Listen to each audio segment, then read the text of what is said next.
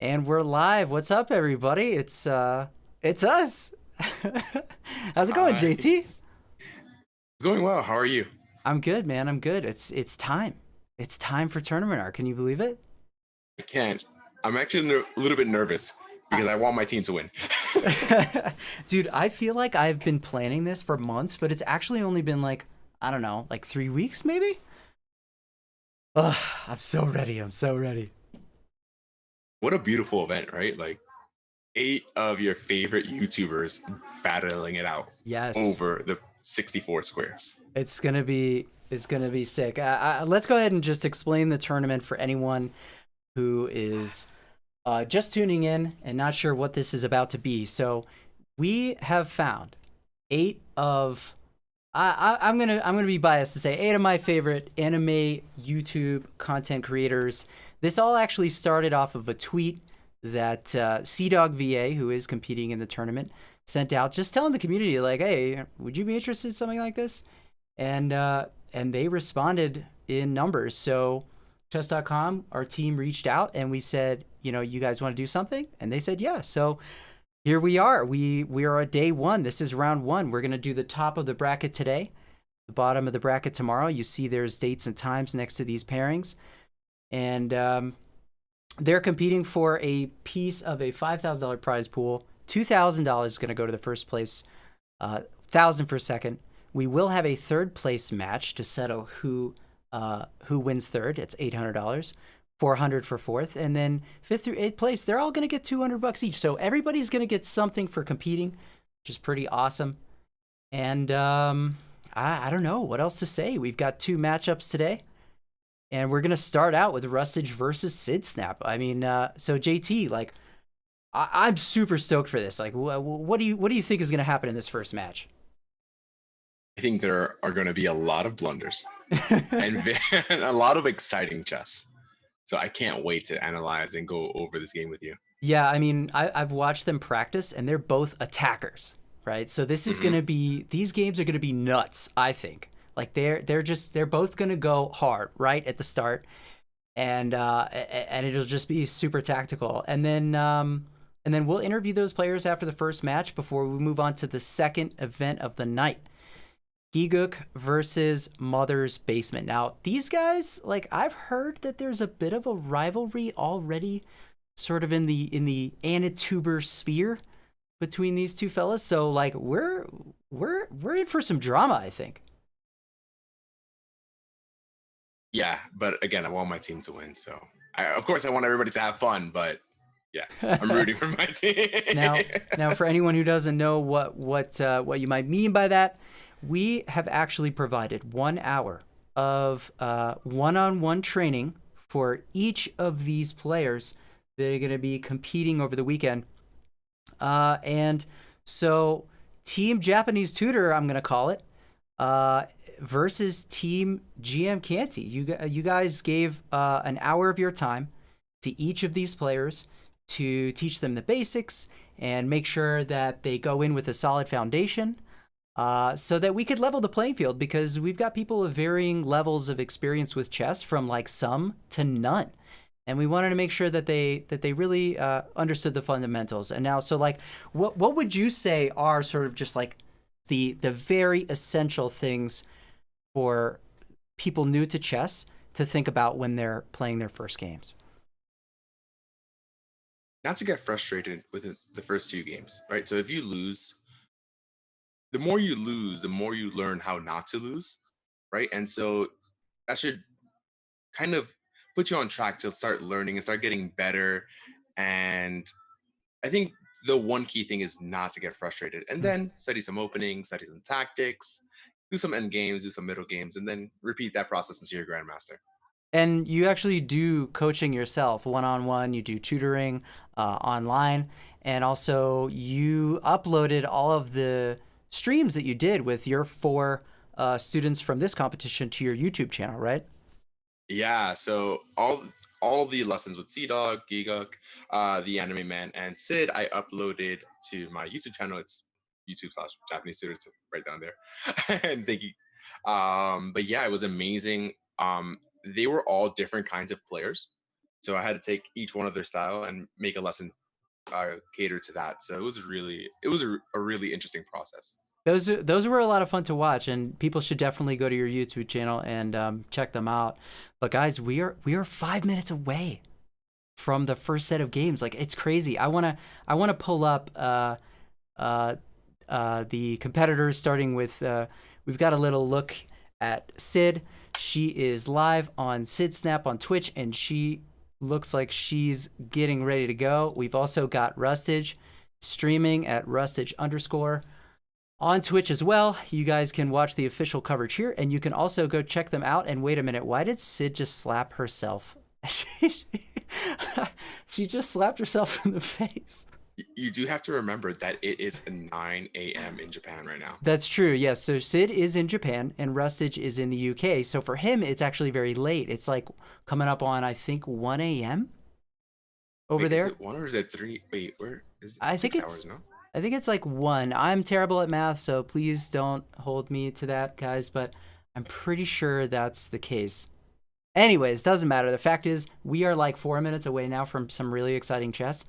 We might as well go ahead and get these players on camera too at this point. So, what I want to say, I want people to know about Rustage, right? This kid has taken this so seriously. Like, it's crazy. Like, I caught him. So he started his stream pretty early today. And a few moments ago, I actually caught him going into Sid's game history on Chess.com and scrolling through her more recent games. So he's actually sizing up his opponent before this. Yeah, he's doing some high level tactics. He's definitely using some 5-head tactics there, looking up his opponent's openings and making sure that he's prepared for them. So I told you, we're gonna see some exciting chess here. Did you ask Sid during your lesson with her if she was going to do the same and like look in on his stuff, or is she really just going to focus on her training and her practice? I think she's gonna focus on her training and her practice. She is quite a genius when it comes to like attacking. Sometimes she finds some moves that are like the computer says is bad, and then it turns out to be good. So let's see. It's very interesting. So, like sometimes it's really bad. Yeah. But then sometimes it's really good. So there's like kind of no gray area. There's nothing in the middle. But for me, I think Rustage is a little bit more solid, but I think Sid is a little bit more creative. And so that's, I think, what we're going to see here today. And let's see, it's really going to bring about some exciting chess. And you know, you mentioned the engine, so I want to point out for anyone watching who is not sure what that bar is on the left-hand side there of the chessboard. That is going to be sort of like a living engine analysis of what the advantage is in the current position as the game goes. So if the white bar gets larger, that means the engine believes that white is doing better. In a sort of pure evaluation, if everyone were to play perfect moves from that position on, then that would represent what the current advantage is. And obviously, if black's bar is bigger, then it's trying to tell you that black is probably doing better. It may be much better. The bar might be almost completely solid black, and at that point, black is probably not that far away from finding a good checkmate. But I have a feeling this thing is gonna go like crazy. Oh yeah. And one of the other things I want to say about the engine that I tell beginners all the time is like, you want to analyze your games after you play them if you're going to play on the site, but you also don't necessarily want to take it too seriously when you're still learning the game, right? I think one of the best practices for beginners to analyze their games is to actually review it without the engine first, see where they made their mistake, and then use the engine to kind of check their analysis. Well, we're about to see it. It's a minute away, guys. I'm excited. This is crazy.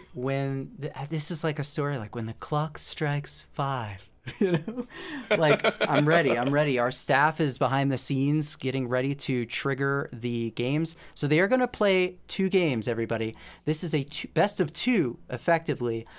They will play 1 game with each color. So starting as white and starting as black.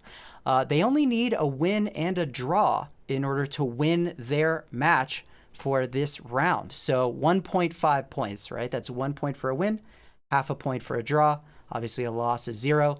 So whoever can get 1.5 or better is going to take it. Now, if they're both tied after those 2 games, let's say they draw both games or one of them wins a game and the other one wins the other game, then they will go into a death match, which is going to be a much faster time control. It'll be 3+0. And the game has started. And they'll play those 3+0 games until somebody wins. So here we go. All right, let's do this. SidSnap starts with the white pieces.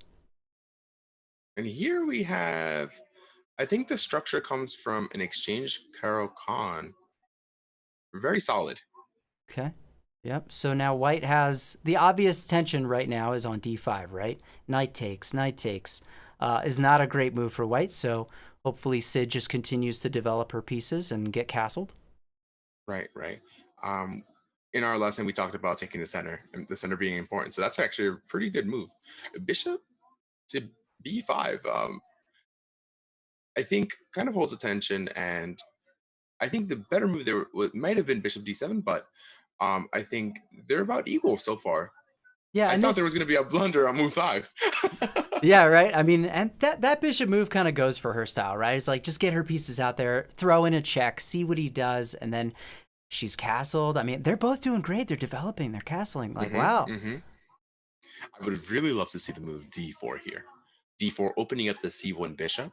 Okay. And also attacking, right? Gaining a tempo on the bishop, forcing that bishop to go back. Tempo is time in chess, right?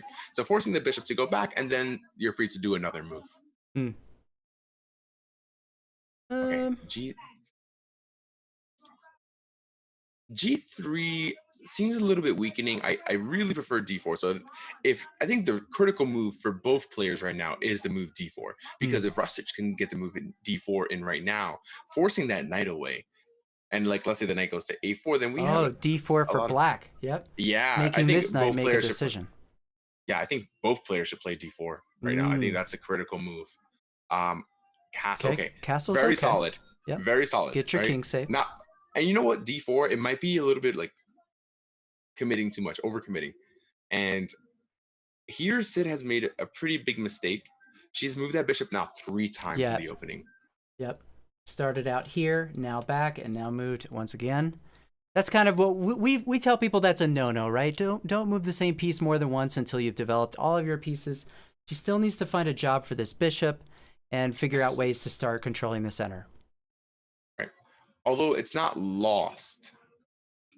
If Rustage can take the advantage, I think right now E5 with the threat of E4 is extremely strong. So I think Rustage might play a move like rook E8. Hey, not a bad preparing move. it. Not a bad move at all. Yeah, preparing to open up the center, control the file. Now you have to move that bishop again. The bishop on D3 now has to move again, so that pawn can move either to D3 or D4. And I don't like the position that Sid has right now, but it's still kind of a little bit early. You still have to remember that they're not engines, they're not grandmasters, right? So I like that Rustage is developing his pieces. Yeah, I think he should be a little bit more forceful with the move like E5. Yes, moving the bishop, beautiful. I love it. Yeah, so I mean, this could have just stayed there this whole time, though, you know? Okay, and he's going for your plan of going ahead and now open up the center now that you've got some people eyeing down some key squares. The other thing I want to mention that I really like so far is that they're both even on the clock. I thought that maybe Rustage would be a little too much in his head while giving Sid a time advantage, but so far they're pretty even.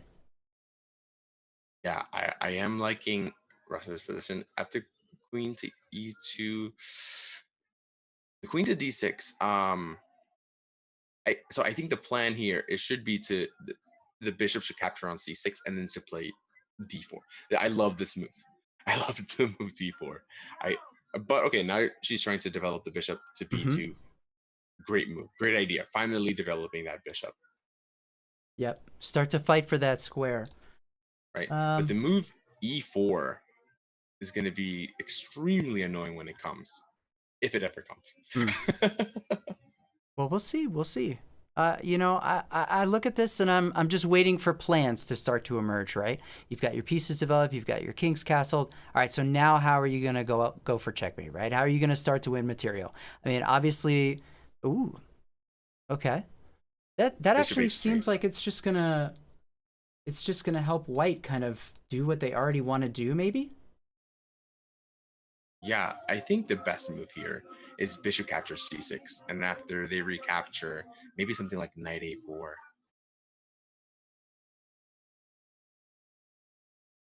Really? Yeah, because if we take on c6, they take on f1, and then we're just able to take, but we can get kind of out of that bad position, and our weaknesses are on the light squares, right? So if they have no light square bishop, then we can kind of hold them. Hmm. But I, mm,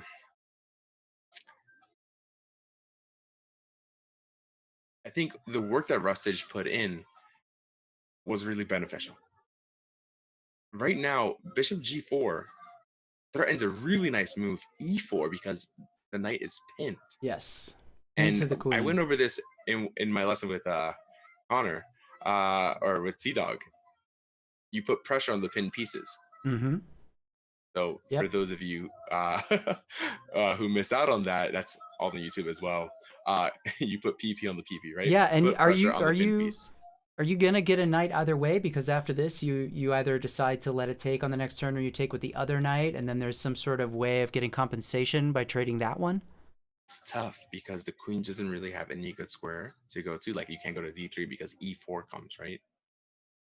d3. Okay, recognizing that e4 is going to be an issue, but Okay.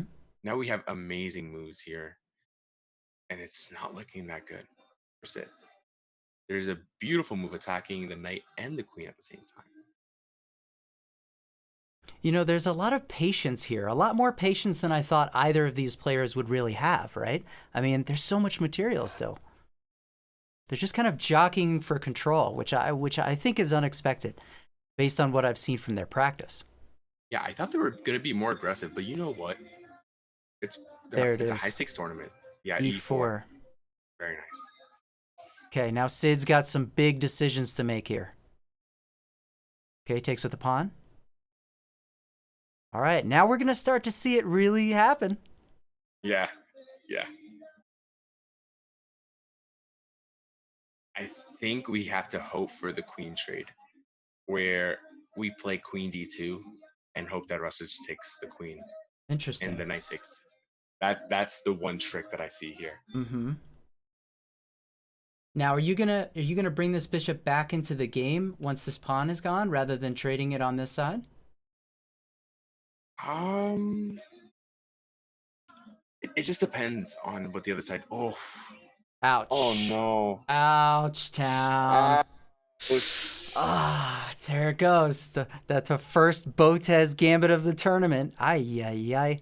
And Sid is But it not did. happy with that. Yeah. It was kind of a delayed reaction as well. Oh, yeah. Yeah, it took a But moment to sink in, but she realized. And that's the danger, right? That's the danger of not dealing with those threats, right? Those pins. right, If you let them sit, you might forget about them. right. And look at the 4 different moves that she played with the bishop that could have been used to avoid potential situations like this. Yeah, I mean her bishop might have had a job. The rooks could have been connected. There's definitely some lessons that hopefully she takes with her into the next game as black. Mhm. Now, pretty much Rustage just has to, you know, maybe start just trading everything off, right? Now that you're up significant material, right? Go ahead and take away as many pieces as possible from Sid, so she has very few tools left in the toolbox to try to fight off a checkmate. But also remember, guys, it's never over until it's over. Mm. Right? You always have to keep fighting and just be vigilant and be tenacious when you're playing chess. So Rustage is basically saying, what are you going to do with this bishop now? Make a decision. If you trade, it's great for me. If you move it away, fine, because then I can forget about that whole situation on that side of the board and just start attacking, right? Right. I like bishop c4 a lot. And there are a lot of great moves for black here. Um, 95 being one of them, right? Covering f7 and attacking the c4 bishop. Yep. Well, let's listen in a little bit. I want to hear what Sid is saying right now in her stream. So you wanna give a little listen in? Let's do it. Yep. Let's do it. And we'll I'm get Sid's pissy as audio fuck here. now. She And is nobody so... likes it when She- I'm pissy. Fuck.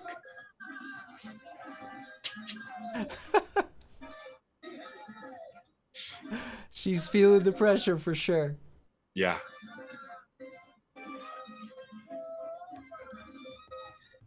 Oh man.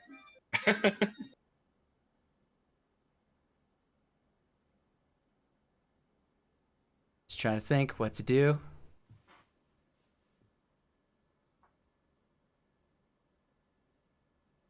Queen e5 is another great move. Is she just totally checking out at this point and ready for the next game? I hope that she isn't, and there's still a chance. All right, Daniel. Let's play this game, huh? Wait, do not resign. Let's do it. Yeah, let's go. Do not give up. I'm here to kill, but not to be killed. No. I'm here to murder every single thing that has ever crossed paths with me. And that is just a fact of life here. Like, I'm here for whatever. So I'm going to take a little guess here. And see what,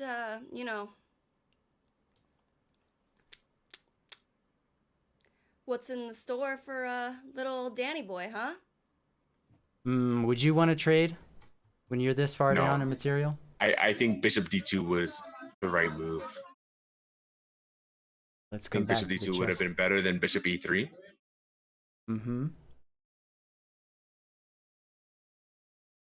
But remember, it's not over till it's over. And, 5 minutes left. There's so many tactics here. I mean, you accidentally, again, if she forgets that there's this pressure here on the rook on A1, I mean, that's with it. That comes with a check too. I mean, wow. Rustage has a lot of potential here. Wow, very, very nice. Very solid. Queen capture C3. Very solid.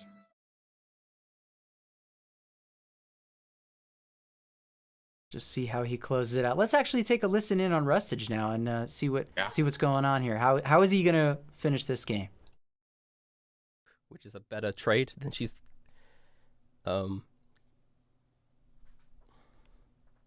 Again, but I'm running out of time.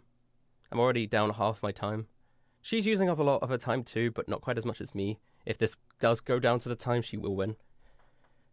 So I've just got to make sure that she doesn't. If I move my horse here, it will stop the king from going to either one of these squares. So if I do force her to go down here with the queen, I should probably move this over here to protect this file, now that I think about it, because it's a completely empty file. And then I can move down there, and that's a check. He's making a lot of great points. Yeah, I mean, you know, he's working on some plans. Sorry, there's so many arrows on the screen. Okay, and that's what you have to do. She's done that now. That's what I wanted to do, and now she's done it. That's rare at the Which beginner is level. Fine, because I think I could just trade here. I don't mind losing this, I think, because I'm in a position now where I think trading's a little bit better. You can hear the tension in his voice. Threaten. No. He Ooh, so wants to win. That would be bad too if I went up there. Yeah, I mean, this is great. If we come back to the chess, I mean, like he's talking to himself, right? I do that, right? Try to just talk out all the plans. Like, what are all the possibilities? Even if they're bad, let me get them out there. Let me think about them, do a little bit of surface calculation, and then, you know, bail on the things that don't make any sense. But just like get those juices flowing, right? Right. We definitely, we need some creativity from both sides here, and Rustage is really taking his time. And I like that he's taking his time, even though he has less time than her. He's utilizing his time to create an advantage, so that when he has less time, he can play a bit quicker. Yeah, and there goes another rook. Oh, no. Oh, boy. Off the deep end.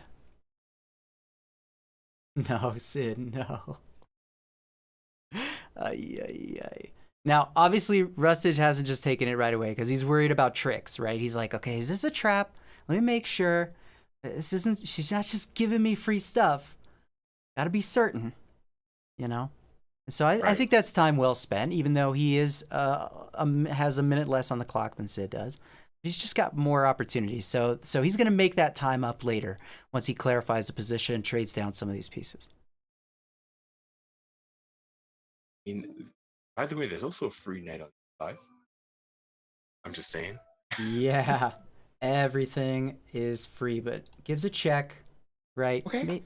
Yeah, that's okay. Like, see if there's a way to checkmate. There really isn't just yet, but once he starts bringing some other pieces to bear, he'll have something. Just get rid of all this all this material. That's just gobble up all this free stuff. I'm thinking, what happens if he allows Sid to trick him Okay. and lets her maybe attack? That might get dangerous. Maybe if he's trying too much, maybe he goes after that pawn, right? It's a free pawn on a2. But we have 3 pieces attacking on f7, right? And can we do a windmill tactic? Or can we, right? And a windmill is where you can go with the knight back and forth, maybe force a draw or maybe a win. Yep. Let's see if Sid, obviously she has to realize that she's got a lot of hanging material first. Deal with those things. And if there's a creative way to deal with that also, brings some threats. Oh, man. He found it. Rustage found it. Yeah, and you can see on camera he's absolutely stoked. He knows that there's a win here. And I talked with him a little bit about it before the tournament. When you know there's a win, right, just find a simple enough plan to seal the deal and then pursue that, right? Because this is advice that I got from Danny when he would watch me play sometimes is you're going to burn a lot of time on the clock if you try to be super accurate. If you know you're winning and you can just come up with a clear path to success that's simple enough and safe enough, just chase that, right? Don't end up running out of time in a winning position. And now Rustage under 2 minutes. Yep, a little worried about that. Let's see if he has. Ooh, quick.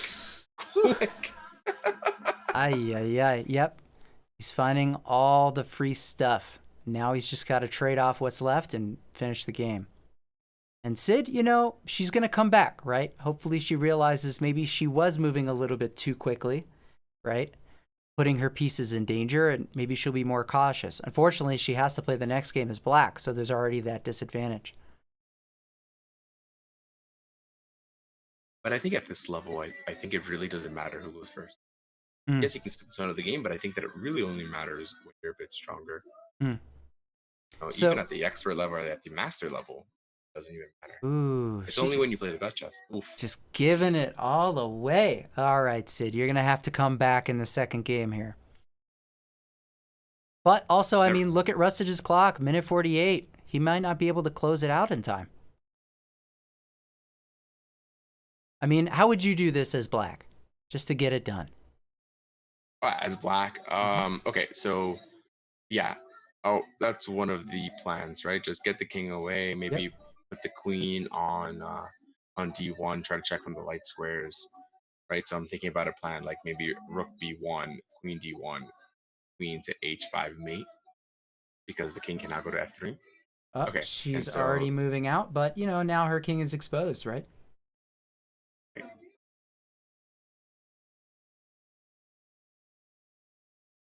And I think there's a lot of ways to mate here, and Rustage just has to pick a good one. Got to pick something. A minute and a half, under a minute and a half. Yeah, there's a really nice plan of maybe g5, g4, and then knight to f3 if the king goes to h4 mate. Well, let's listen in on Rustage real quick and see if he can work this out. Move the queen here. So I block this file. Yep. The idea here now ways to is create I need these to move boundaries. quicker. The idea here now is if I move this here and take here, that's checkmate. It's not. She can move up there. It's not checkmate. Oh no.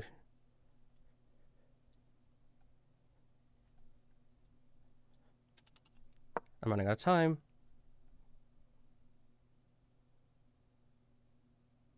Oh, no. He's got the right idea, though. Just get the queen over there where it can do some work. if I move this... Wait, I can move here, right? Is that checkmate? Is that checkmate? No. Why is that not checkmate? It's protected. Rustage, you move up here. And now that's not protected anymore.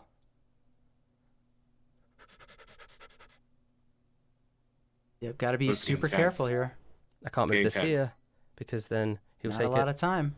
If I move this here, he can Uh-oh. he can take 30 seconds. She The scramble. In a pickle now. If I move this here, it protects both of these squares. You can't take because of this. Ouch. And now that this square is protected, I can move this here, and I think that might be checkmate. Nope, I forgot to do that. Almost. Almost. If you can I find the found right that. move. Wow. Wow, very nice. Very nice. Wait, there he goes. Okay, there he goes.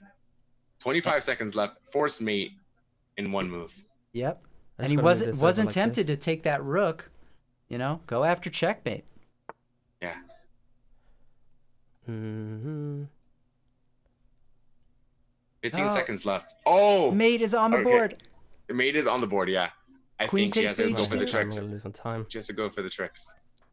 She's gonna move this here, but then I just take it with this. If I move up here, is that checkmate? Wow. I think that might be. And let's watch him finish this thing Yes! Yeah. Yeah! 23 seconds remaining. I got it. Yeah. And Rustage super stoked. He gets that first win. Wow. You know, what do you think?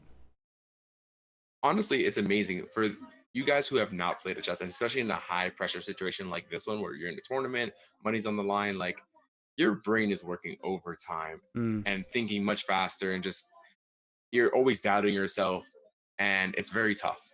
So when you get that win, it's just the best feeling in the world, and I know how he's feeling. Yeah, I felt that my first tournament win. You were there with me in Vegas during the National Open. Man, I walked out of that room so stoked. So we definitely know the feeling. And now Sid has got to turn this thing around.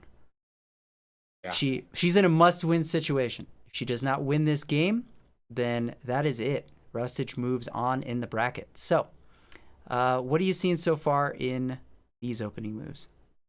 I don't like the bishop on a6, and I don't like the pawns. You know, in our lesson we talked about controlling the center, and a lot about where you should put your pieces, so you can develop. And the bishop on the bishop on e6 is it's not the worst place piece. Maybe you can have an idea of playing something like bishop f7, bishop h5, and then activating it on that line. And I do like the control that she has over e4. Now, if we don't blunder the queen away here. Okay, great. And now we have a very firm grip on e4, which is a big idea. It almost looks like a stonewall structure, except castle queenside. I mean, you could have taken with the bishop there as well, right? To maintain your pawn structure. So now you're dealing with these double pawns in the center, but for now it's okay, right? Yeah. And you mentioned a great point. There are double pawns and it's blocking the bishop. And as long as the bishop stays there, we're talking about the bishop on e6, that bishop can never have access to the h2 to b8 diagonal. Got to do something with these pawns to get that bishop moving, or like you said, just get it mobile in some other way. Right. I think the idea might be to activate for Sid to activate the bishop on on e6, maybe by playing bishop f7, bishop e8, moving the queen somewhere, and then maybe even the queen to e6, and then trying to activate it on that line. That's a lot of work to have to do now. C4. C4 was very strong. I really like C4. So Rustage putting in a lot of work. I didn't expect to see this like high quality of a game. Like this is actually some really good chess that Rustage is showing. Yeah, I'm impressed. I mean, the fact is this is going to be great after you maybe trade off these things with the discovered attack, get your rooks in there. I mean, like, Rustage is figuring out like how to control the center, how to break things open and get active. We actually have an opportunity for Sid right now. If D captures C4, right now, if Bishop captures C4, we just take. Oh, Yep. there we go. And they're doing it. Yep. You have to play Bishop E2 here. Bishop E2 or Bishop C2. You cannot take. Really? And why is that? Because we can just take the bishop on C4. Oh, right? yes. We're not going to take their queen you first. You drop a piece after the trades. Aha. I did not see that. And the queen is adequately defended. And just like that, I thought Sid was actually in a worse position, but I think right now it's about even. Maybe white is slightly better after the trades, but because of black's immobile pieces. But now we have resolved the issue with the light square bishop for black, basically. Now we have to deal with it. Whoa. Okay. So we have a couple of good moves here. Okay. And the first one, and I don't expect them to find it. Okay, that was the second best move. Yeah. I think. Okay, C5. Working the pin. Right. Yep. And you have it. You have it. Do you have it here? I don't think so. I don't think you have it here. I think C5 is still good. C5, Queen A6, and then King B8. And I think you now have control of the d-file. Your light square bishop is the good bishop, right? And your knight can get into the game very easily. So I'm liking the position for Sid right now. Up a piece. Yep. And up on the clock. Yep.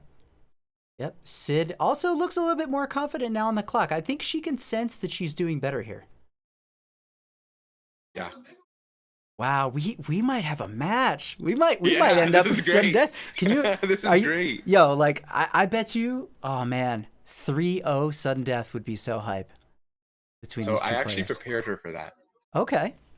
Yeah. So in our lesson, I said we might go to the final game. So let's play some bullet.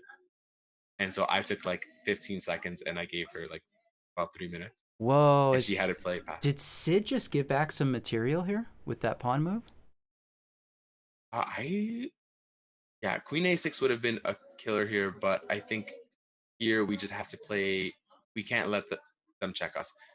C5 doesn't really work anymore, so we need to play King B8 or B7. Queen A6 is a thorn in the side, but G5 is a really strong move. But so 2 possibilities. Yeah, Queen A6, really nice move. Okay, and now how do you follow up as white after the king moves? And then we play Rook A to D1. Right? And then the idea is to play maybe Knight B5, hitting the queen, and then trying to checkmate Yes. Black. He doesn't prepare that. That's a little bit too hasty. Yep. C6. Best move here is C6, blocking everything. Attacking the knight and preventing the mate. C6. You have to find C6. If you do not find C6, the queen can defend that pawn. Yeah. Well, C5 is also good, but we need C6. Well, let's listen in on Sid real quick and see if this she spots the danger. どうしよう.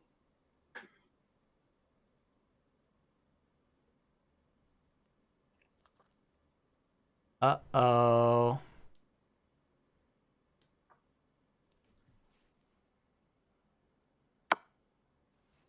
She allows the check.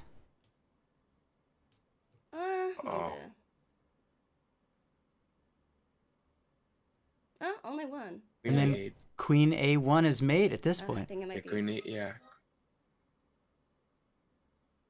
Rustage is 1 move away from closing out the match. Wow. Whoa! No way. No way. No way. No! Oh. With the rubies? No! Oh, no. Oh, shit! Oh, no. She's saying that is so troublesome. Fuck. In Japanese. Instant translation here. Oh, my. What is happening? I Oh don't my know. goodness. Well, I mean, I through all of that, she's found a way to get away from the immediate threat, but my goodness, how it. Oh my gosh. there's mate in one. There's still mate on the board. Queen takes c7, and that's it. Oh, Yep. Not with the Rook right takes piece, it. but could still do this. I mean, Yeah. the king is going to run to, d8, and now you have to go about it another way, but Rustage still obviously with the advantage here. yeah. I think just rook to b7 really That seals it. Okay. is it. Yeah. Or queen b8. Yep. It's over. Rustage wins his first match, and you could see he's absolutely losing his mind. Yeah. He's I so thought he was gonna stoked. play rook b7 there. I really thought because he was focused on that rook, so I really thought I was pretty. Wow. 2-0. And that's it. The first match is over. Rustage has taken it and will move on to face either Sea Dog or Super Eye Patch in the next round. We are going to go to our first commercial break. And when we come back, we will interview both of the players. So stick around, everyone, and we will see you in just a moment.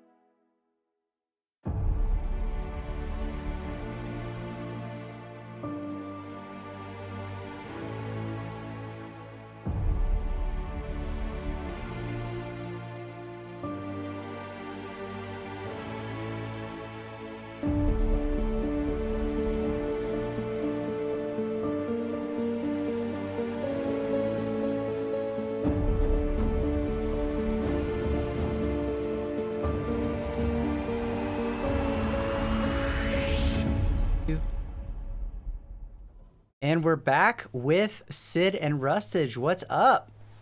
What is going down? In Chess Town. Yes. You know, That was such an awesome, exciting match, you guys. So, JT, I mean, let's maybe start by going over a little bit on that last game, that second game. Sure. Yeah. Yeah, go ahead, Rusty. Can I just say that I don't know if you noticed, but I thought I had a checkmate when I didn't that entire time when I was moving my queen and knight over. I thought when I moved my queen up to that square, can't remember what it's called, A2 maybe. I thought, oh, that's checkmate because it's protected by the horsey, and she can't go anywhere. But she could just move the queen to the right, and I didn't see that. I think I was blundering every move of that. Yeah, let's maybe you want to pull up that position, JT, and we'll start maybe at that towards the end and move backwards then. Sure. All right. So let's see. We're talking. I think I would have done a lot worse in that game if she'd take my horse with. That was the deciding move. Let's get in Don't here. need your Okay. praise. Yeah. So I forced her to move the king over, which is what I wanted to do. And then I moved the pawn so that I could move the knight without it just being taken by the queen. Then I see the game's like that's bad. I thought now if I moved my queen up, I would win. Because I thought, oh, he can't take the queen. I just didn't even think about that space. I also sometimes think the queen can move like horses as well. But yeah, that's where I go south for me. Then Yeah, so it was actually really good in the position that we have on screen right now. With after knight b5, you're threatening, queen captures a7, king to c8, and then queen to a8 checkmate, right? But actually, if we go one move for this, before you played knight b5, I think a stronger move would have been rook to d1, because now the queen has to kind of find a space, and the queen can... Rook A to d1? Yeah. Okay. Right, and I think that might have been a little bit stronger, because then when we play knight to b5, and you're in... Now you were attacking the queen as well, so they have to deal with that. Right, so you want to make threats. Right. In that first game, I had this little bit where I felt like I pincered two of a piece. Taking one, I pincered another two, maybe? I can't remember. That first game was very stressful for me because I knew I was winning, but I almost ran out of time. Oh, I know. I was so... I had one with 20 seconds left? Yeah. Yep. I was that close to just losing. And I knew I was like, I just got to move these pieces to the right. And I fucked up. You took my rook or something. Oh, yeah. Now, Sid, you obviously in the second game were in a must-win position here, right? And so do you have a sense of like where you were at, how you were doing, if you had the advantage at any point in this game?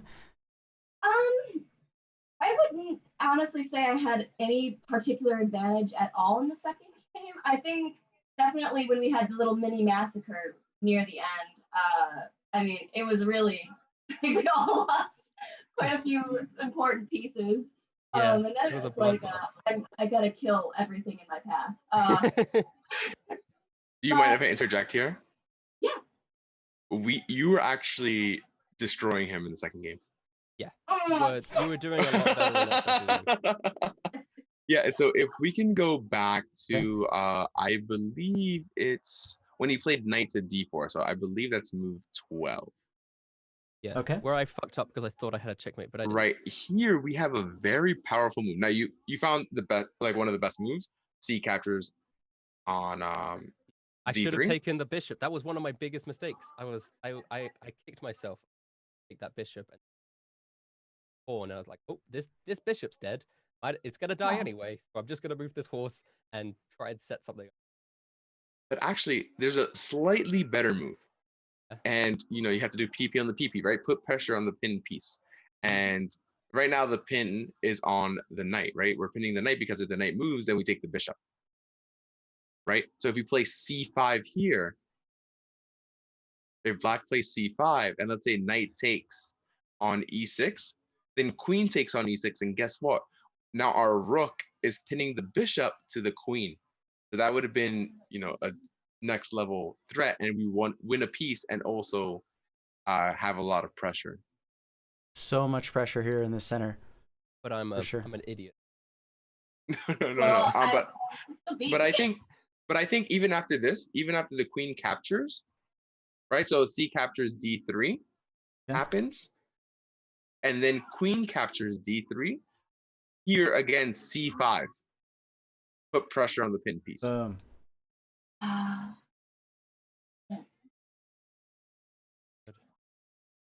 You know what, guys? I mean, ultimately, the question is, did you have a good time? Was this fun? Okay. Sydney, did you have fun? Because I mean, I had fun. Like, even though I lost, I would hope not terribly. No. In the grand scheme of things, like I learned how to play chess. I don't know. I learned how to play chess. I didn't feel like I was having an easy time with it. Like I was, if you listen to my stream, I was talking nonstop, talking out all of my moves, and I was very stressed, especially at the end of the first game where I had no time left. And actually in that second game where you move that pawn next to my bishop, I have this terrible habit of whenever an opponent plays a good move against me, shutting down and not doing anything. I think that's what. So once you did that, I almost moved my horse up to threaten the queen and start like going crazy, just to be like, fuck it. But I had to calm myself down at that moment. Well, you still won, Daniel. Don't worry, I won't rub it in. Well, if I won, I would have rubbed it in yours. I know, but we are different people. Well, guys, that was really entertaining to watch. Thank you so much. Sid, I'm sorry it did not go your way. Rustage, good luck in the next round, and have a great night. And Rustage, we will see you in a couple days. Yeah. All right. Have a good night, guys. Oh gosh, Bye. yes, I do. Bye. Goodbye. Thank you. Bye-bye. And there you have it. Rustage moves on and will face the winner of tomorrow's match between Sea-Dog and Super Eye Patch. In the meantime, we have another matchup coming up. Next, Gigguk versus Mother's Basement. Is this the one that people were really waiting for? Like, this is gonna be intense. Yeah. This is gonna be. I heard they have a rivalry, and I'm rooting for Gigguk, but I just want him to play calm chess. He's honestly a really smart person. I think he has a master's in engineering. Really? He likes to take apart things. Yeah. Well, so I'm really rooting for him. We will see if he can take his opponent's opportunities away. We will be back in just a couple minutes for the next game. We will see you all in just a moment.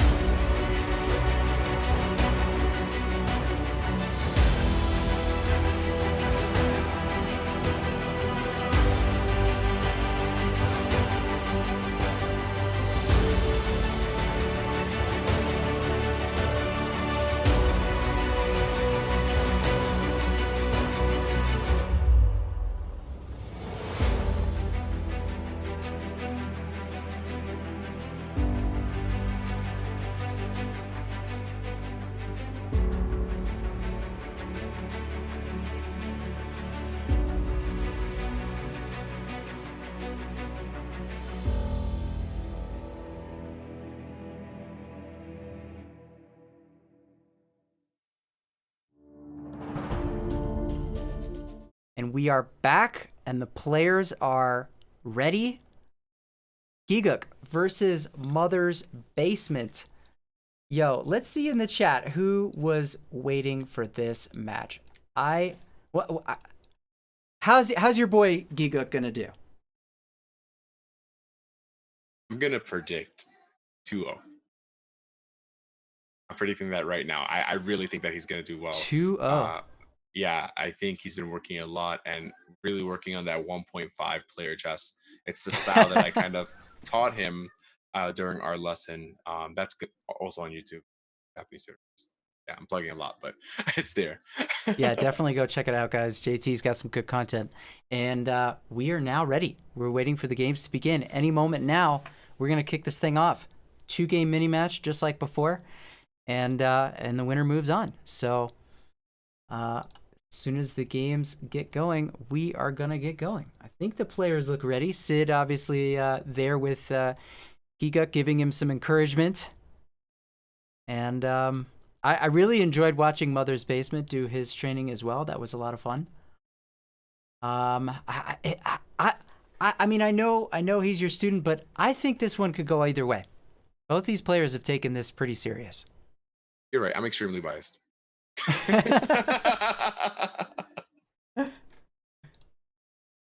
Checking in behind the scenes here, making sure everything is good to go.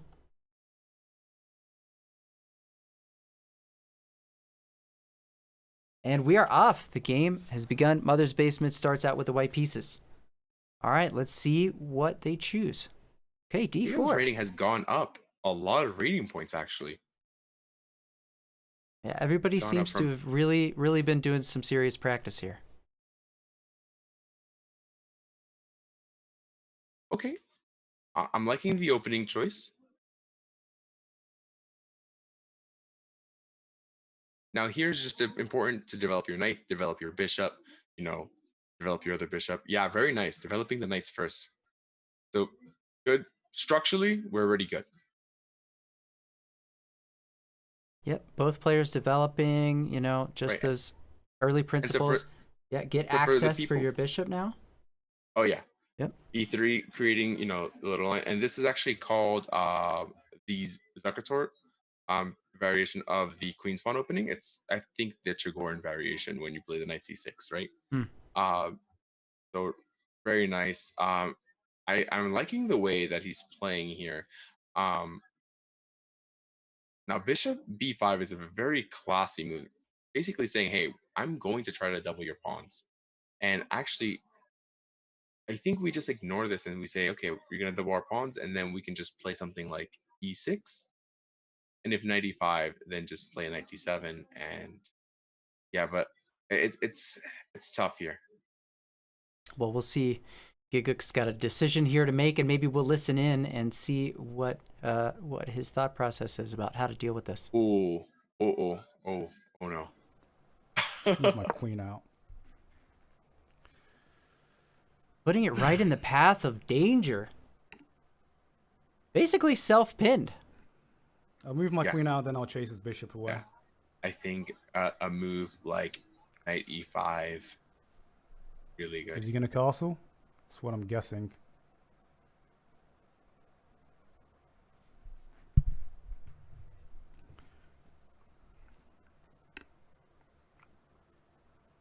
Yeah, I would deal with that bishop first, right? Before putting anything else in danger.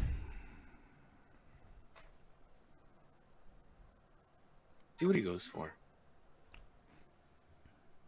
If he castles, it'll be a pretty smooth opening for him. Yeah, I think either castling, he's going to play castle or knight c3. Yeah, knight c3. And it's not that accurate. I would even play it right now. I think this is the perfect opportunity, even though you've moved the bishop already. And we talked about not moving the bishop or not moving pieces more than one time. I think this is the perfect opportunity to play bishop g4 here and not allow knight e5. Okay, a6. Bishop moves back. And now if we play b5, actually, now I think black is actually doing great. Which is interesting. How that turned out. Oh no.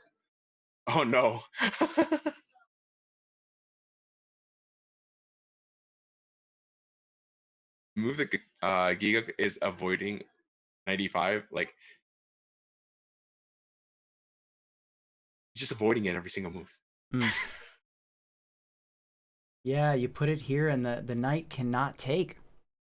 And it's a great square for your knight, right? Right in the center of the Yeah. board. Can't quickly be pushed out of the way by a pawn, right?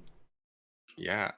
And one of the main ideas is actually we can even take with the bishop and we can try to win a pawn if the queen's on d8. And if the queen goes to d6, then we have moves like knight g6, for example, or knight f7, attacking the queen and attacking the rook with multiple pieces. Right. Mm. So, right.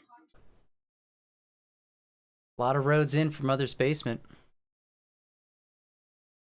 Maybe we'll take a peek in and see if we can hear his thought process.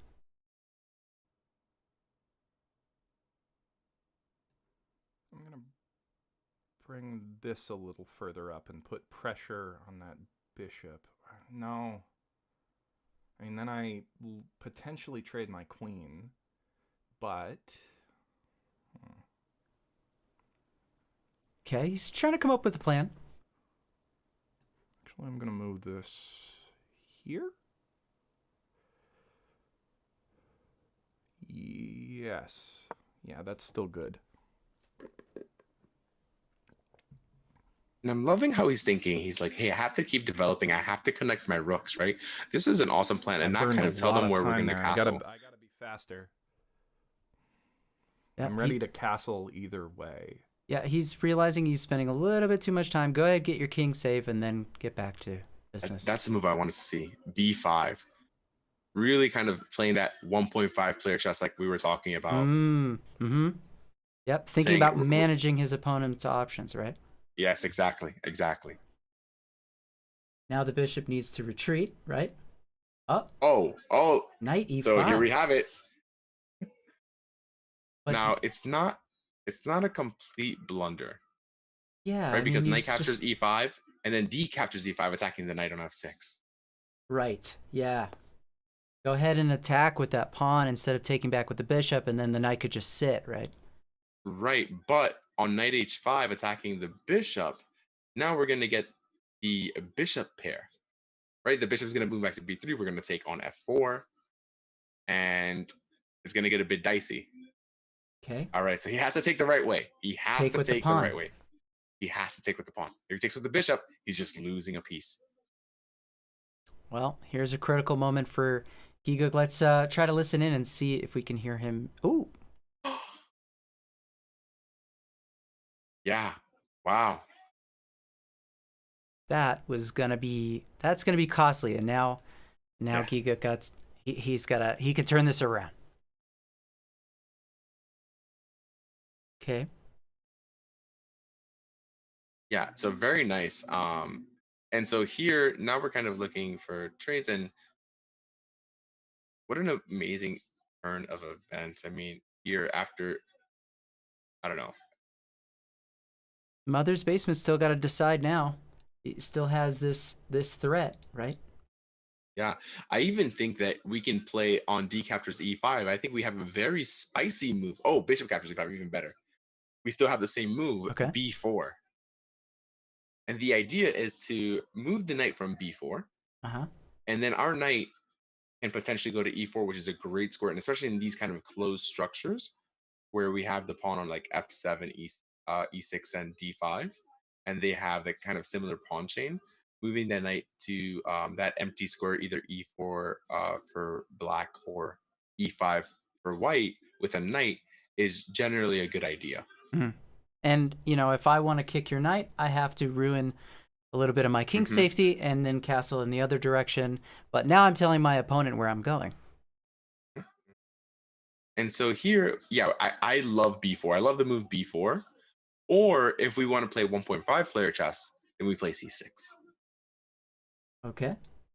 And we just say, hey, we don't need any of this. Yeah, just solidify. Yep.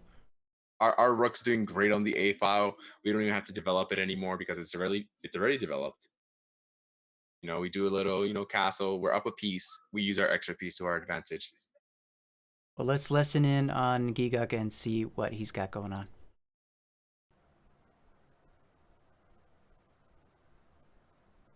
Yeah, I'm running out of time. Let's see what Jeff does under pressure. Okay, so he's basically saying, like, I'm going to control my clock by just issuing some threats. Oh, he can just move that there, though. Oh, I didn't think that went through. Fuck. And it was a slight error, and actually he understood that, but it wasn't a big idea. Ah, this is what I hate. This is a lot less time than I'm used to.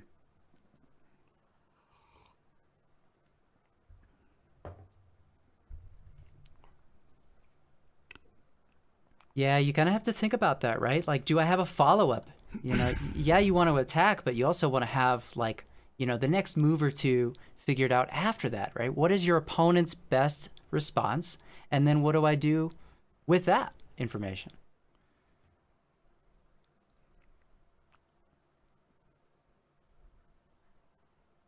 I think we have to be really careful with the b5 pawn, because the knight and the queen are attacking it. So yeah, we have to be really careful. Attack twice, only defended once, right? We tell people all the time to count the material, count the number of attackers versus the number of defenders.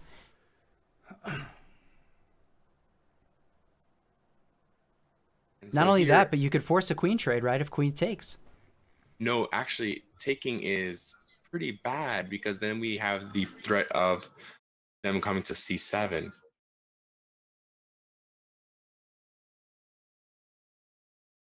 So take me through that. Right, so queen captures on b5, and if queen captures on b5, knight captures on b5, and now we're threatening a fork on c7. And now the bishop is strong. Okay, so he finds f3. Knight captures where? b5, right? So queen captures b5, queen captures b5, knight captures b5, and now the knight is threatening c7 and the fork as well. Nasty. All right, so let's see what we've got going on here. Honestly, the move that I love to play, b4, is still available. Or you can play bishop h5 or bishop f5. It doesn't really matter. And we just kind of go back and say, okay, I'm sorry. So still plenty of options, right? Sometimes I like to say, when they're right, they're right. Sometimes you're wrong, and you have to accept that. And you just go back. And a lot of the time we have chess egos, and that's something that we talked about in our lesson. We talked about people having chess egos, and it's okay to go backwards. And he just gave back the piece. Oh no. But he might have something tricky here. There's a small trick. If f3 takes on g4, we have knight e4, the same tactic that Mother's Basement had. Now he has it in reverse. Yes. See if That's he actually sees very it. interesting to see. I like how much tension there are in these games so far. I mean, like, you know, everybody has chances in these middle games. Yeah. All right, well, let's take a peek in and listen in with Mother's Basement and see what is going on.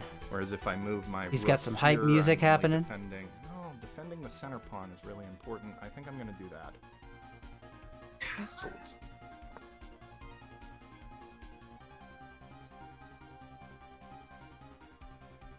It's so interesting. He castled in this position where, I mean, maybe he didn't see that the bishop was free. And now here, he castled into the attack. Remember, the rook is still on a8. Maybe I should have taken his bishop. Right? The rook that... Yeah, now he realizes he needed that bishop. There's still the option to do that. And that's just kind of hanging out there in the middle now, not doing much. I'm going to take his bishop.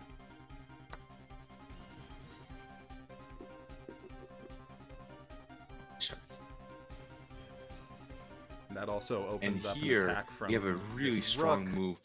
Rook captures a2. Oh, so strong. Or knight e4. Both of those moves are extremely strong. Okay, moving the bishop back, that's fair. But actually leaving the bishop there and it just destroying their pawn structure was also a really strong move. Actually, I think it's stronger to give up the bishop in that case, because we're opening up lines to the kings. Right, go ahead and just take on b2 maybe? Take on a2 instead. right? We take on a2, and if they take on c3, then we're happy because now our queen can get in, our knight can go to e4 and attack Ah. c3. Yeah, let Yeah. them weaken themselves, basically, right? Gigguk can close this thing out. He's got a lot of choices and a lot of good things work here. And he's decent on time. He's up a minute. Yeah, so he may have this first game, and then Mother's Basement gets put in a must-win situation in the second game. Yeah. There's your 94, move, wow. 94. Yeah, 94 is a very strong move. And again, in these structures, 94 is perfect because you want to fill in those squares. And this is called an outpost. And what an outpost, a good outpost is where the pawns cannot attack you Yep. and There are force you no out. pawns available to move this knight. And it's defended by a pawn, so it could sit here for an eternity until it gets traded off or it Exactly. And they issues don't a even threat. have a light square bishop, right? Exactly. So that's sitting there until you give me an exchange. That knight right there is probably worth about 5 points. Yeah, and that's a level of chess that that people think, beginners start to develop an understanding of as, looking at the squares and saying like, okay, if I've got a light square bishop and all of my target's pawns are on dark squares, then am I better or worse? Is the mobility better than the lack of the ability to capture those pawns, attack those pawns, right? And so those are like deeper things than maybe either of the players are thinking about right now. Just trying to figure out how to checkmate, right? Right. And honestly, there's a really nice idea. What happens if Mother's Basement plays bishop captures on g7? Then we actually have a very strong move. Rook captures a2, threatening checkmate on the next move. Yes, With because rook to there is a1. no Oh, there we escape. go. There we go. Okay, I wonder if Gigguk is going to see this. Play your 1.5 player chess. Don't worry about what he's doing anymore. Oh, there we there it go. is. There we go. There it is. There you go. Big brain. Oh, this is exactly what we were talking about in our lesson. Destroy their threats and then go for your plans. This Oh, is that's some so good. awesome chess. Gigguk looks confident on camera. You can see he's sort of swaying. He's feeling himself. He knows that he's got this. Oh yeah. Let's listen in on him and hear what he's got to say about how he feels about his position right now.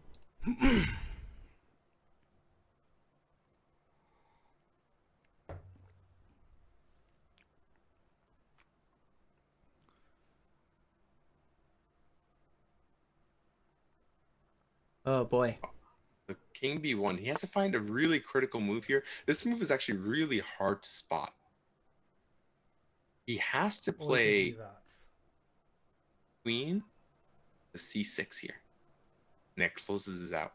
Because what happens is queen c6, and if they play, let's say, king takes, now we're going to have a lot of pressure on the whole position by playing queen a8 check, and then maybe a knight check coming in, queen over, and it's going to be...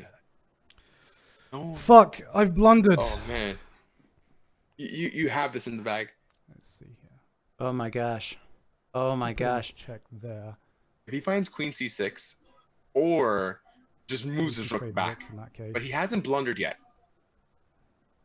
Because there's a lot of pressure. It doesn't matter about our king side anymore. We're attacking on the queen side. Our queen side attack is worth more than a rook right now. Well, we're hearing... If he can identify that. We're hearing Gigguk realizing that... myself in a bad spot. He maybe got overconfident.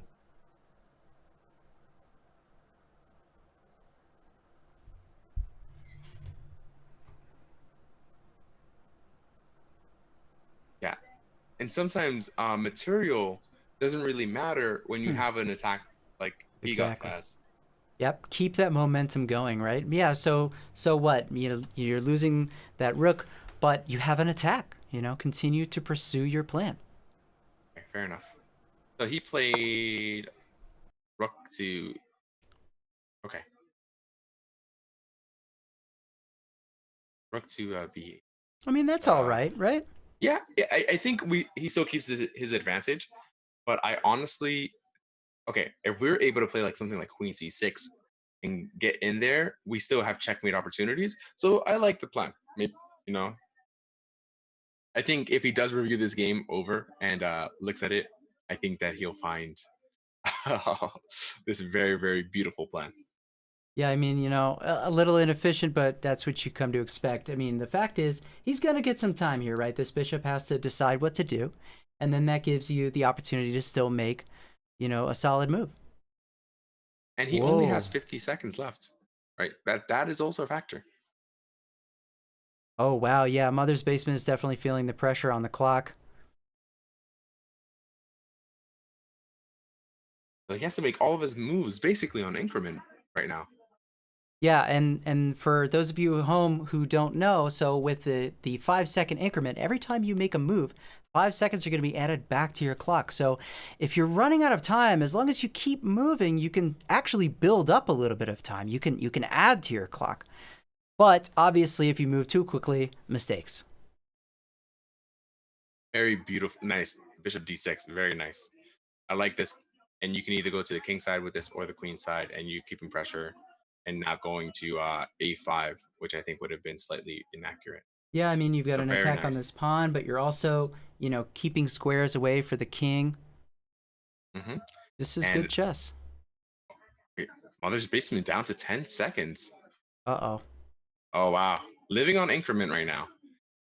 And again, the move that I want to see is B4, crushing his structure. And you see that knight there, that knight on E4 controls a lot of the weaknesses that black has, and white has no entry points at all. Yeah, this knight is really doing a great job just locking down the position. Yeah. This works, Okay. right? Get your queen involved. Oh, there we go. Ay, ay, ay. And Gigguk has a lot of time. Oh, and he says, Back let's throw in a check, then we'll take the free stuff. Hopefully. That is as long as he sees it. Fingers crossed. You have this. Yep. Okay. Nice. Nice. Now you just have to wrap it up. Right? And he's living on increment right now. But I mean, 2.5 minutes. Also, we heard Giga complaining that this is not as much time as he's used to playing with. So Mother's Basement could defend if he moves fast enough, makes safe moves. It's a lot of pressure. And there's your move, B4. Yeah, great move. Break everything open. Exactly.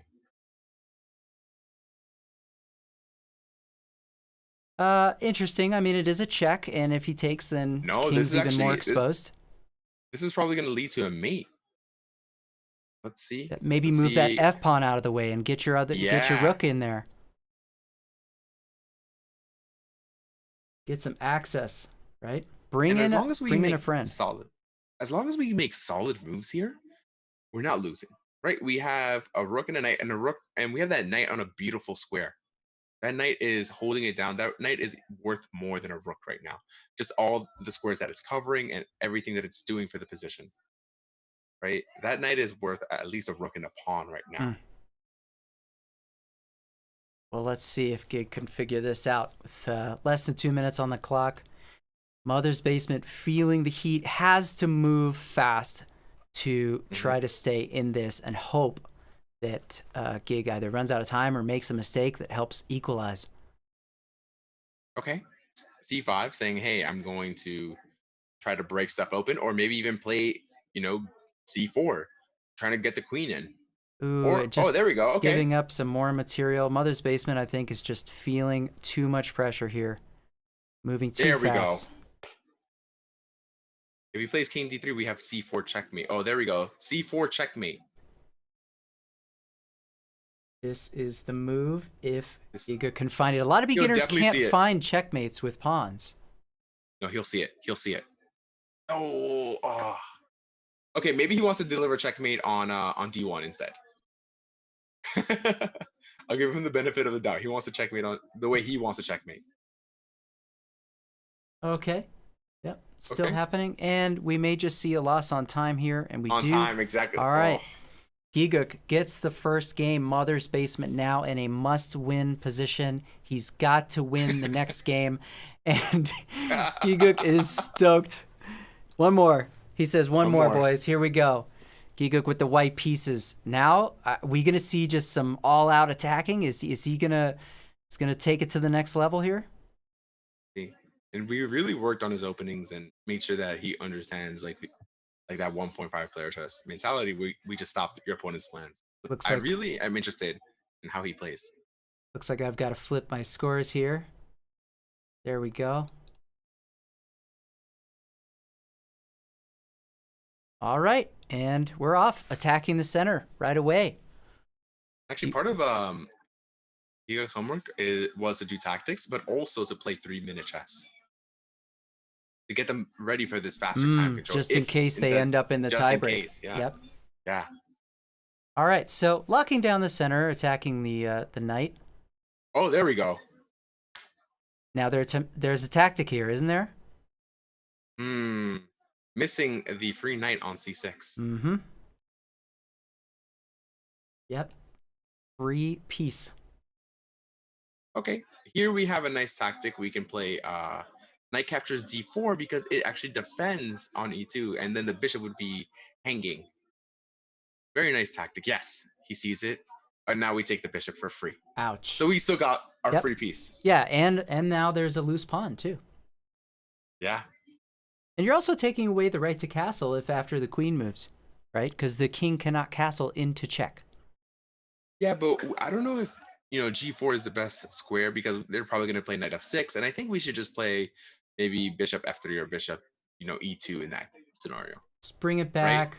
Yep, get your other pieces out, finish your development, castle, right. and then just use your advantage. Right, exactly. There's a really famous saying that you don't have the right to attack if you're not castled. Yep. Right, and usually when people attack all out before they castle, they get into trouble because there's counterattacks. So bishop e7, kind of a reserved move, and I think here we can just take the pawn and move away when they attack us. Yep, and he does so. Mother's Basement, nice. Get your development finished, castle, and then regroup. Right, get your nerves under control, and try to come back into the game. So I think here we just kind of really want to trade pieces, although it's not over. Right, this is still anybody's game. It's only a piece. Mm-hmm. And we saw them blunder pieces before, so. Well, Gigguk seems to be feeling himself swaying back and forth in his chair. He's comfortable, right? He knows that it'll be a while before he feels any kind of pressure in this game. Yeah. And now we just need to develop our pieces. We talked about in the lesson that we need to focus on our opponent's plans. What do they want to do first? We deal with all of their threats, and then we focus on just going with our plan. Right? If they're not doing anything, okay, then we can just focus on our plan. But if they're doing something, we analyze it and find the best continuation. And so that was my strategy for him just going into this tournament. It seems like it's working. Yeah, let's check in and listen and see what he's feeling right now. This man is tilted to fuck, man. Oh, Jeff. But be careful, Gig. Don't let that confidence get to your head. In that position. Oh yeah. Threatening this pawn, so yeah. I shall reinforce that pawn. Okay, so he's just going for a stable development. It's good. No need to press just yet, right? I think Gigguk style really reminds me of like maybe a younger Karpov, like Karpov when he was like 5 years old. Though just the way he's thinking, it's very prophylactic. He just wants to defend everything, and he just wants to make sure that they can't do anything. So I'm really liking the way that he's playing. Now, for me, I think Mother's Basement has a few issues to solve. Where is he going to castle, right? If it's at castle's queenside, we're ready to attack. right? He must be feeling Where's the the pressure knight now. going? The He's knight got to on, be feeling the pressure. on G8. What future does it have? And, Mm. yeah, and I think Queen E5, decent move. But aren't you just Yes. subjecting yourself to further attacks? You know, let's say get the bishop in there and just continue to develop while also, you know, doing so with tempo, right? Yeah, I think actually right here, Queen B5, and then Queen captures 5. I mean, sorry, Queen B5 and then Queen captures B7 is a really strong idea. Yeah. Yeah. Go all in at this point. Your king, you know, could get safe with a castle, but also, I mean, this is dangerous, right? This is also a really nasty fork. Even Bishop E3 here, just finishing your development, and you don't know which way you want to castle. You're not telling Mother's Basement where you want to castle. You're just kind of waiting to see what they do. And Nice. Then, yeah. Oh, Yep. very. See. Yeah. Very Yep. nice. Very nice. Very good This is developing move. Just control both sides of the board, right? And make a commitment later. Exactly. Exactly. And we think Gigguk is just going to go ahead and castle here just to get that done before the attack. Well, it's interesting, right? It depends on what Mother's Basement does. Mm. I think if we castle, it's a safer route, and I would advocate for or recommend that they castle, but it really depends, because if he plays a move like C5, then I'm going Queen B5 and Queen captures B7. And yeah, I'm in there. Mm. Yep. Yeah, if I see a castle, I'm just going to start an attack, right? Yeah.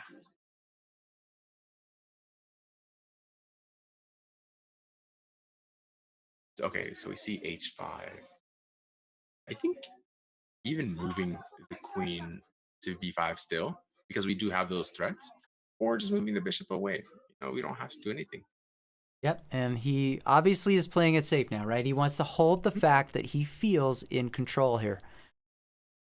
And this is, again, just like Karpov.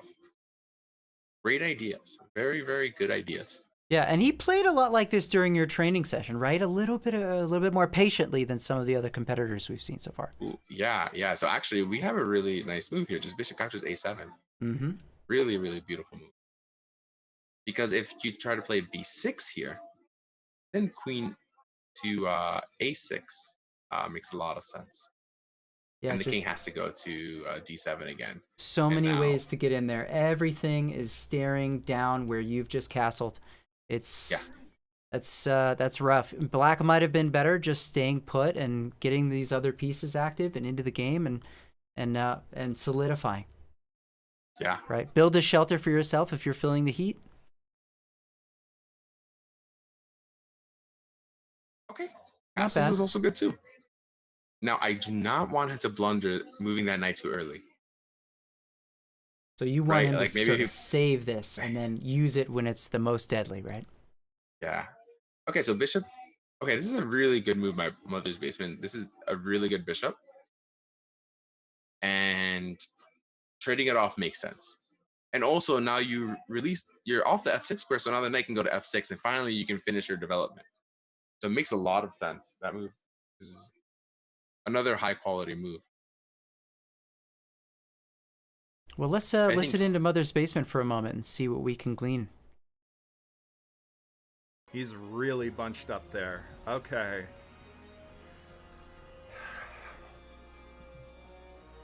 I think even though I'm down a piece, I'm in a better position overall.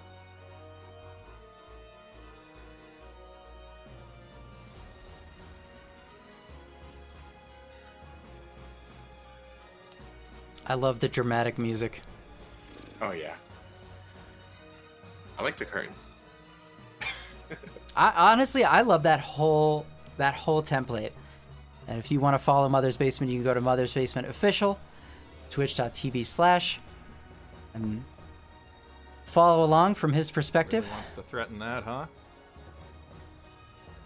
Okay, now you're basically forced, right? You're forced to trade. It's free. You know, it's still yeah, protected, F4 I think was a right? slight error. Yeah, you get a pawn out of the exchange, yeah. I think here, just rook F1. And, okay, here's fine too. We just move, queen takes. Because their bishop was also their best bishop, right? that piece was really strong. Hmm. But as you can see, a lot of our holes were on dark squares, right? So like e3, d4, f4, e5, right? So a lot of the squares were dark. And so now that we don't have that dark square bishop, now we have to kind of find a new way to defend them.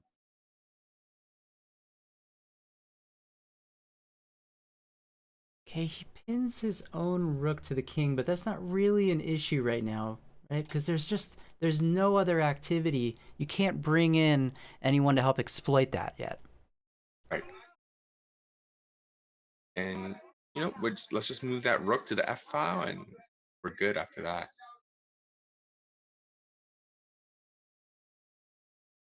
Well, let's see. Mother's Basement also a little bit down on the clock, but you know, the eval says this is all for white, but I think there's chances for either player still.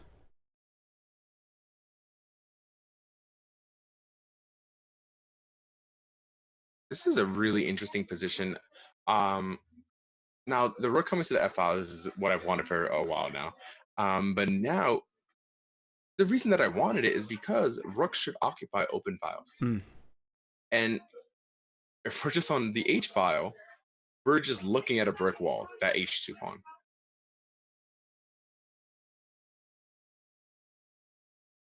Yep, and obviously, you know, make sure that that rook is defended or it's safe.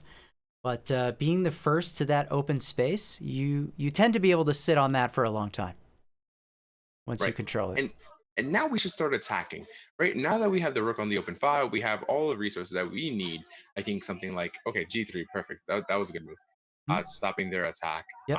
And now maybe playing like queen d4, knight b5, really try to get our pieces in there and force them to make a mistake. Yeah, and I mean, look how locked out black is. Like, he cannot get pieces over to the other side to defend against any kind of attack right now. You have to give credit where credit is due. You know, Gigguk is playing it quite fast and quite accurately, right? So that's one factor that's going to help him, I think, in this tournament and in this game as well. H4 saying, you know what? Let me see if he'll give me some activity for my rook. Right. And I'm wondering if Mother's Basement comes back and wins this game, they're going to have to play a 3-0. And so far, Gigguk is really up on time. I wonder if that's going to translate into an easy win for Garn. I don't know. I mean, we heard him say earlier that he is really not comfortable in a time crunch. So, all right, the attack begins. Maybe, like you said before, save this knight and use your queen and your other pieces first, right? And let this be sort of your secret weapon. But you know, now, but it's not terrible, right? Because if you move a pawn to chase me away, then you're also exposing yourself on that side. I take advantage of that after I get my knight back to safety.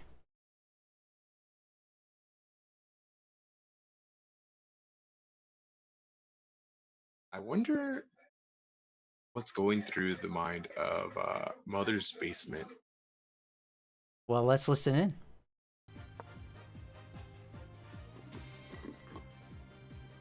Music intensifies. I gotta learn how to play this more aggressively, I think. Like I gotta learn how to like trade effectively. That's my big weakness. Is he already talking about this game like it's over? Identified. Yeah, I think he's defeating himself, and we see Queen D4 on the board. Both moves that I was recommending earlier. He's moved up. Awesome 1.5 style of chess, 1.5 player. JRPG plus. Yeah, JRPG plus, exactly. Oh, this is tough. This is tough. Because even if you play like a move like queen to, let's say you play like queen, wow, I said queen twice there. If you play b6, pawn to b6, then we can play a move like queen to a4. Wow. Whoa. Wow. I wonder if they know the en passant rule. I wonder if he knows C5. This. Now the white, yes, and white takes. En passant, let's go. He sees it.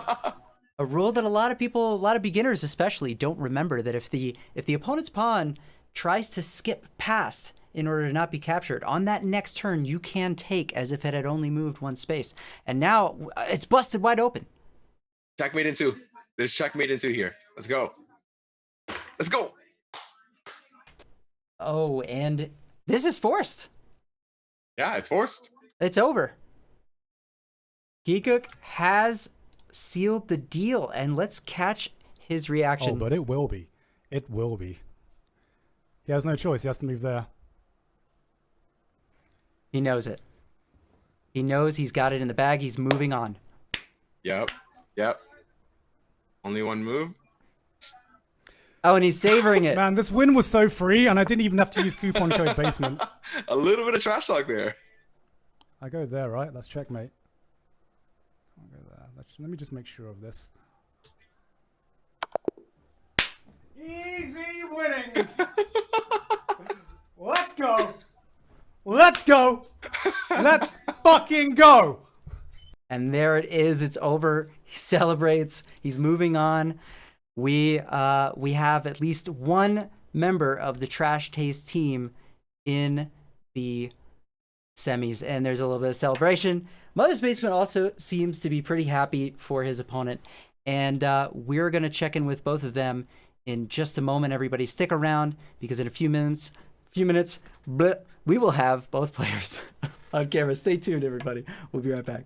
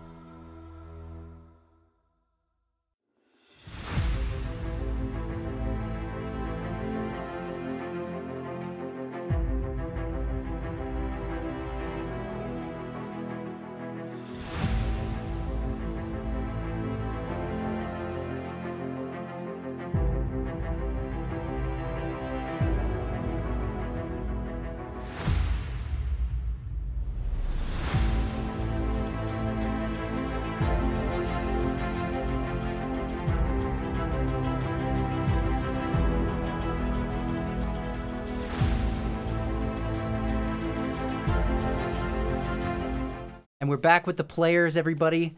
We've got Gigguk and Mother's Basement. Gigguk, congrats, man. You are moving on to the next round. Mother's Basement, that was a tough match for you, man. How did it feel like it went for you? Like, tell us a little bit about that. Well, I mean, I still need to really work on my mid game and end game. The first game, I feel like we both got our setups done pretty well. Second game, kind of bodied me early on, and I feel like I was a decent way toward making a comeback, but then it like put some pressure on him in the mid game, but then toward the end came in from the side and wrecked me. Well, JT, yeah, let's go through a few moments of that second game.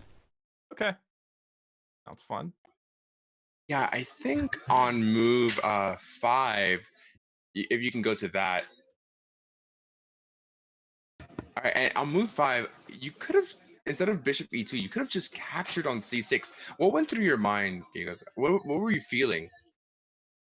Okay.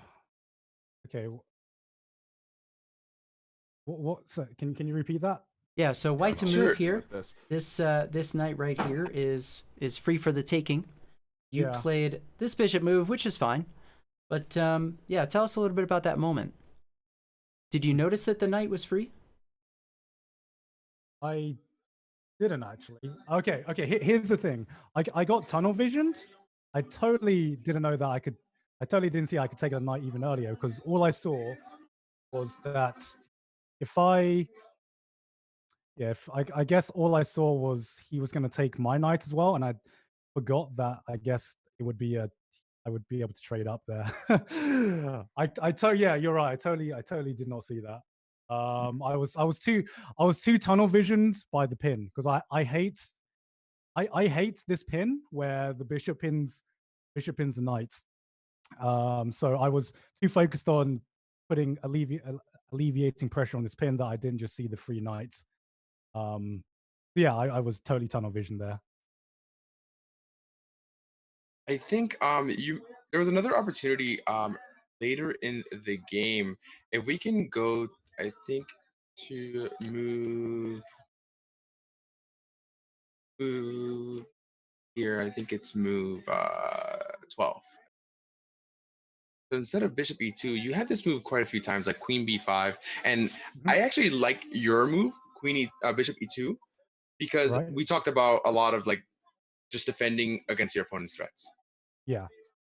And let's just like stop the opponent from doing what they want to do and then continue with our plan, right? So you did that very effectively this game. So I'm really proud of you, actually. Like you did amazing. But queen b5 here, because you can ignore your opponent's threats because we're checking first. And then we're taking a pawn, and now we're attacking the rook. And then we can move the bishop after. Yeah, okay. That would have been way more efficient. Yeah, and especially because after taking that pawn, take the bishop, well, I get a rook for it. It's funny because I think because I was pretty nervous, I was playing way more defensively than I usually would.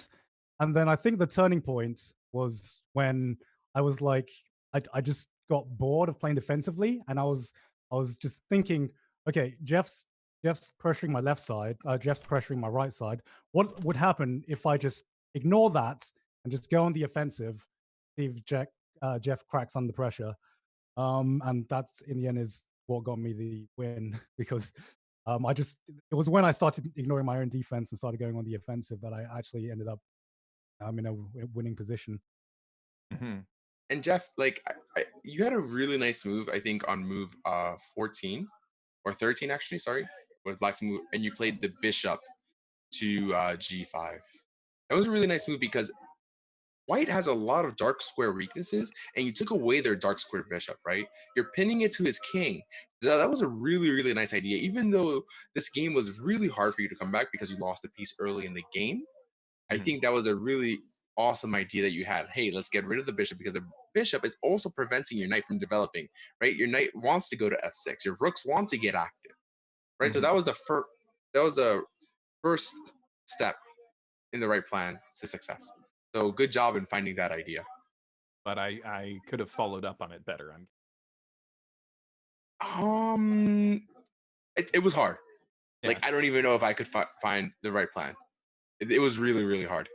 But Yeah, you did well. You like that move definitely annoyed me. I was trying to figure out because I didn't want to trade bishops, but I couldn't move my bishop, because that like you said, the dark square bishop was really important for me. So that's why I moved my pawn up, and I thought I had forked you. I didn't take into consideration that you could just take with the bishop. So yeah, you definitely made me panic. Yeah, no, that was that was a fun mid game. There was a Yeah. lot of good like back and forth there, I think. Yeah, You definitely. really put the pressure on me early on.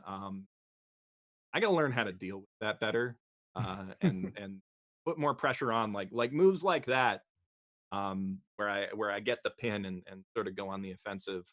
Um, Not super good at them now, but I want to. Well, I'll say that despite the result, there was some seriously good fighting chess there from both players, I think. And so, Gigguk, you move on. You will face the winner of either the first match tomorrow between Rebel House and Anime Man. Between those two opponents, we talked a little bit about this yesterday, but I want to ask you. So, how do you feel about your chances in this next match? I mean, right now I was happy to get my first win. That was goal. And in my next one, I mean, I feel fairly confident. I've played Joey before, and with the one game we played, we both ended up in a stalemate. And we played a pretty awful game, and I kind of want my rematch with Joey. So I'm cheering for my boy Joey. Sorry, D. I love you, but I got to cheer for my boy. We're going for the trash taste top 3. Also, D's been acting very humble on Twitter and everything, but I know for a fact that he's been talking mad trash behind the scenes. So it should be interesting. I know Joey's feeling a lot of pressure because if D wins, he's never going to let it down. He's not going to let Joey forget. So I think it should be a very entertaining game, and I'm very excited to watch it. And Jeff, I want to ask you, like, who do you think is going to make it all the way to the finals? Well, I hope that Garnt does, because that'll be less embarrassing for me. The further ahead he goes, I can act like, actually, if Garnt wins, technically I kind of got 3rd place. I dig that. I dig that. Sound logic. I mean, Connor's definitely I think favored to win this thing because he's got that pro chess history, but Wolf's a clever bastard, and I think he could really sneak that in, get a win in there, and make it all the way to the finals. I wouldn't count him out just yet. I agree with that. He had his lesson with James Canty yesterday, and seemed to get some solid stuff going on. So we'll see. But my last question for you is: did you have a good time? It was great. It was great. It was pretty nerve-wracking before the match started. I think the worst part was waiting for the match to start. But after it started, it was a lot of fun. Mm-hmm. Yeah, no, it was like my heart was racing through a lot of it. Didn't help that I put on Phoenix Wright music. But it was, it was a blast. And I feel like we had like a proper battle of wits. There was some good back and forth there.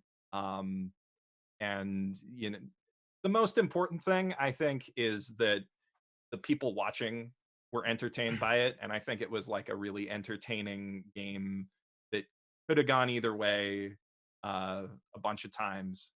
And that is, I had fun playing it, and hopefully people had fun watching. Awesome. That's what matters. I'm glad to hear that. And JT, do you have any last advice that you're gonna give your boy before he moves on?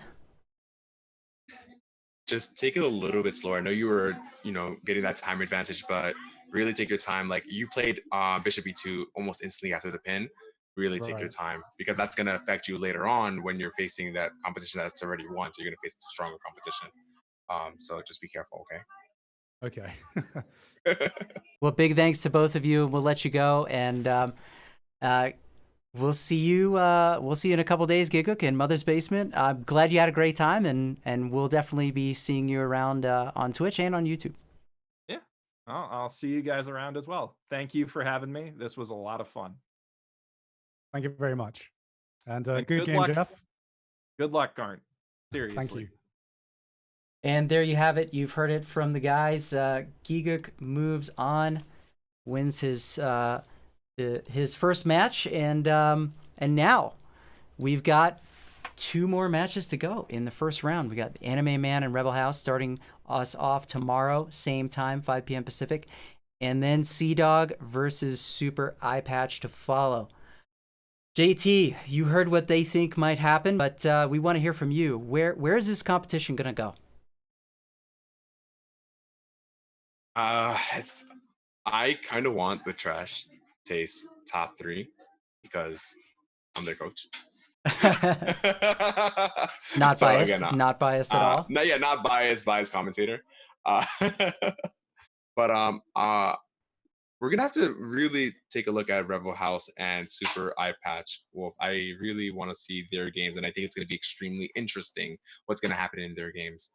So I'm excited to watch what's gonna happen, and I hope that all of you are ready for the amazing chess that's about to unfold and happen tomorrow. And yeah.